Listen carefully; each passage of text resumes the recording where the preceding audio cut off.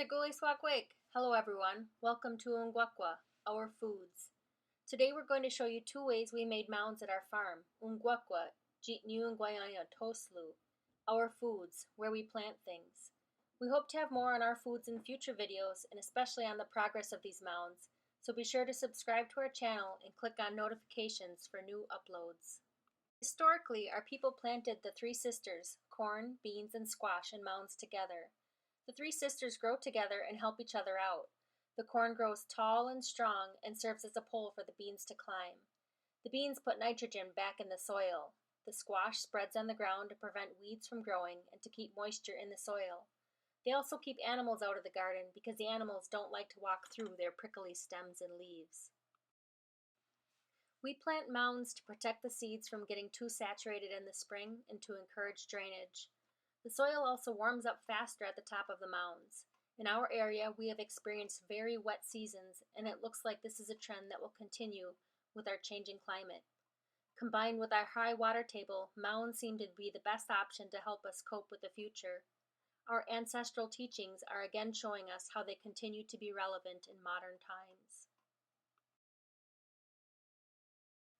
The historical record is full of varying descriptions of how large the mounds were and how far apart they were spaced. Last year, Steve helped make mounds in Cayuga territory.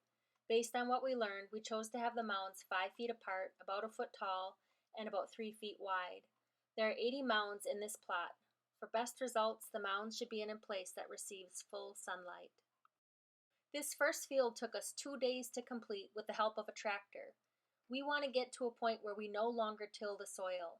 The benefits of no-till operations are that it reduces soil erosion and runoff. It reduces fuel and labor costs. It increases water filtration and retention.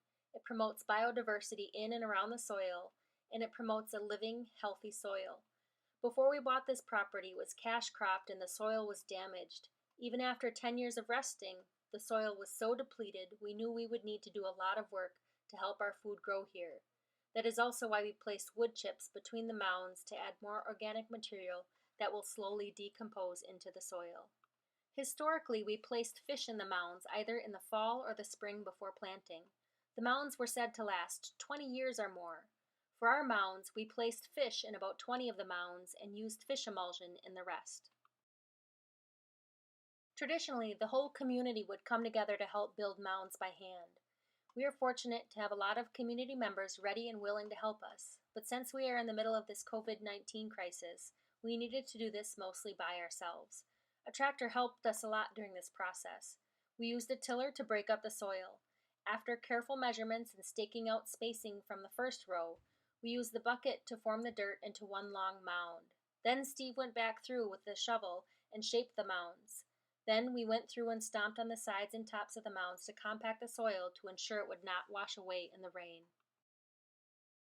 The second site is 25 by 30 feet. The mounds are 5 feet apart, about a foot tall, and about 3 feet wide. This site has 30 mounds. Unlike the other site, the soil here is a lot healthier, though it's still not as healthy as we would like it to be. Like the other site, the soil has a lot of clay in it, making it clump a lot and have less efficient drainage. The difference in the mounds here is that we level the tops off to create more of a surface area to plant our corn, beans, and squash on. We're still learning about our foods. People have different ways of growing our foods. We are sharing the way that we learned how. One of the most amazing parts about this journey to get to know our foods better is that it's connecting us to so many people throughout the Haudenosaunee Confederacy and throughout Indian country. If you have any methods you want to share, please feel free to drop them in the comments or send us an email.